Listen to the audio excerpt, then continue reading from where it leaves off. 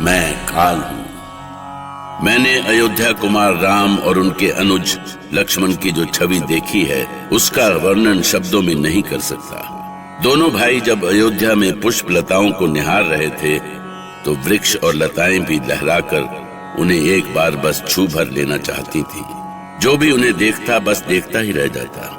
पुष्पों पर बैठी तितलियां और डालों पर बैठे पंछी भी जैसे उन्हें देखकर सम्मोहित हो गए थे, और जो उन्हें नहीं देख सके वो जैसे प्रार्थना कर रहे थे, मोहे कोई विधि बतलाओ ना, प्रभु के दरस दिखलाओ ना, कैसे दिखे मोरे राम प्रभु, एक तो झलक दिखलाओ ना। दूसरी ओर जनक नंदिनी सीता अपनी सखियों के लाख कहने पर भी राम की ओर दृष्टि उठाने को तैयार नहीं थी। जनकपुरी के उपवन में भी एक अद्भुत खेल चल रहा था। सखियां चाहती थीं कि सीता एक बार राम को देख ले, पर सच तो ये था कि जानकी माता को पार्वती से अपने मन की बात कहनी थी। माँ गौरी, आज मैं आपके सामने अपना आंचल फैलाकर आपसे कुछ मांग रही हूँ। ना मत कहना माँ, अपनी बेटी की विनती अस्वीकार मत करना।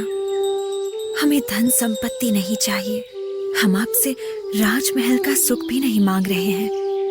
हम बस आपसे इस फुलवारी में आए श्यामल किशोर को अपने पति के रूप में मांगते हैं, जिन्हें लाज की मारी मैं देख भी नहीं सकी। पर माँ, हमने उन्हें अपने मन की आंखों से देखा है। आप उन्हें शक्ति दें कि वो धनुष पर प्रत्यंचा चढ़ा सके और हम उन्हें वरमाला पहनाएं। अपनी बेटी को आशीष दो माँ, हमें आशीष दो कि हम उन्हें वर सकें।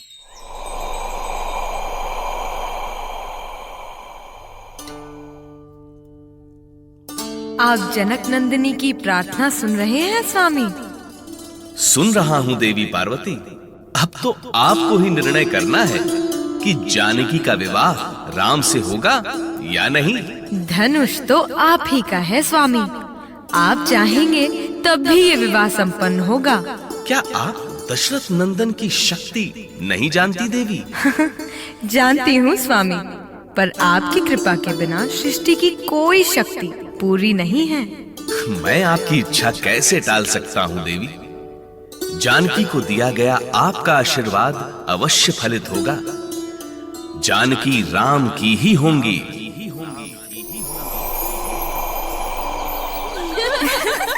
चोरी चोरी उन्हें देख रही हो सीता? हाँ? अरे जी भर के देख लो, यही सावरे सलोने तुम्हारे होने वाले पति हैं। सुन सखियों की बात सिया के मचल उठे हैं नैन, सुन सखियों की बात सिया के मचल उठे हैं नैन, उठे झुके फिर झुके उठे, सिया नैना है बेचैन, सिया नैना है बेचैन, सिया नैना है बेचैन। आप कहाँ खोए हुए हैं भैया? क्या आप भी आभूषणों के इस मधुर स्वर को सुन रहे हैं? हाँ लक्ष्मण, ये स्वर ही ऐसे हैं लक्ष्मण कि इसे सुनकर मैं उस सुंदरी की कल्पना कर रहा हूँ जिसने ये आभूषण अपने तन पर सजाए होंगे। कल्पना क्यों भैया, उधर देखिए, लता की ओट से वो आप ही को निहार रही है। राम और सीता एक दूसरे के लिए ही बने थे। विधि ने उनको एक दूसरे के साथ के लिए ही गढ़ा था, और सब चाहते थे कि वो एक बार तो एक दूसरे को अपनी पावन दृष्टि से निहार लें। और जब वो क्षण आया तो जैसे मैं ही नहीं, सारी सृष्टि धन्य हो गई। देखो सखी, कैसी अद्भुत जोड़ी है। लगता है ना कि ये एक दूसरे के लिए ही बने हैं। हे ईश्वर, राजकुमार की आंखें तो जैसे हमारी सीता पर ही ठहर गई हैं। हाँ, लगता है हमारी सीता के रूप ने उनका भी मन हर लिया है। लगता है ईश्वर ने इस रूप को अपने हाथों से सजाया है। देखो लक्ष्मण, कितनी सुंदर आंखें हैं, जैसे जैसे सारी आकाश गंगा इनमें समा गई हो। ऐसा लगता ही नहीं कि ये इस धरती पर रहती हूँ। जानते हैं भैया, ये वही जानकी हैं जिनका स्वयंवर होने जा रहा है। इनकी सखियां कह रही थीं कि ये यहाँ पे गौरी पूजन के लिए आई हैं। ओह, तो यही है वो पावन भूमि पुत्री जिसकी कथा गुरुदेव ने सुनाई है। हाँ भैया, वही हैं ये। और भैया, मेरा तो मन कहता है कि इनके चरण अयोध्या के राजमहल में ही पड़ेंगे। पर इनका स्वयंवर होने जा रहा है लक्ष्मण, इसीलिए इनके संबंध में ऐसी बातें मत करो। जाने कौन है वो सौभाग्यशाली जिसके मन मंदिर में ये वास करेंगी। अरे सीता, तुम तो पहले देखना ही नहीं चाहती थी, और अब एक बार उस सलोनी राजकुमार को देखा तो तुम्हारी पलकें ही नहीं झपक रही।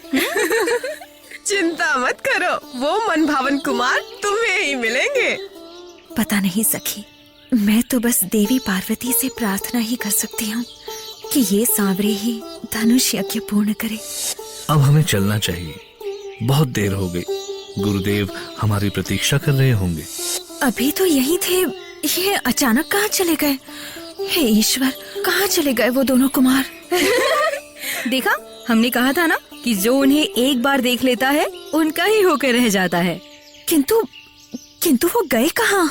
वो देखो सीता, वो पेड़ों की ओट में। आज जी भर के निहार लो उन्हें।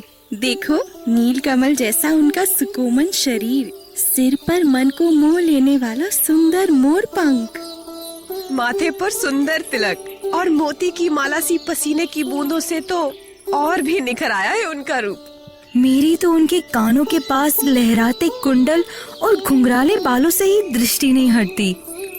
और मुझे उनकी सांवले शरीर पर झांकती गालों की लालिमा सबसे सुंदर लगती है, जैसे नीले आकाश को भोर का सूरज अपने रंग में रंग दे रहा हो। अरे वो देखो, सीता ऐसे जड़ क्यों हो गई? उसने तो बताया ही नहीं कि उसे क्या सुंदर लग रहा है इस मन भावन कुमार में। हमें तो उनका यहाँ होना ही अच्छा लग रहा है, जैसे वो इस वातावरण को अपनी सुगंध से ही सम्मोहित किए दे रहे हो। देखो, उपवन का पत्ता पत्ता कैसे थम गया है। हे माँ पार्वती, हमारी कामना पूरी करना। आज हम आपसे अपने सारे जीवन की पूजा का प्रसाद मांग रहे हैं। अपनी इस बेटी को खाली हाथ मत लौटाना।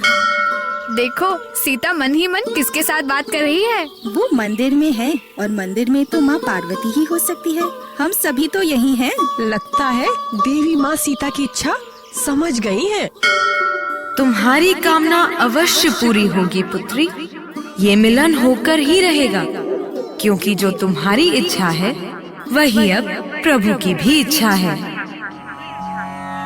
पार्वती भला सीता को आशीष कैसे न दे? वो तो उसी पल राम सीता की इस मनमोहनी जोड़ी पर मोहित हो गई थी। जिस पल उन्होंने उन्हें एक साथ देखा था, उन्होंने तो उसी क्षण उनके जन्म जन्म के साथ की कामना कर दी थी।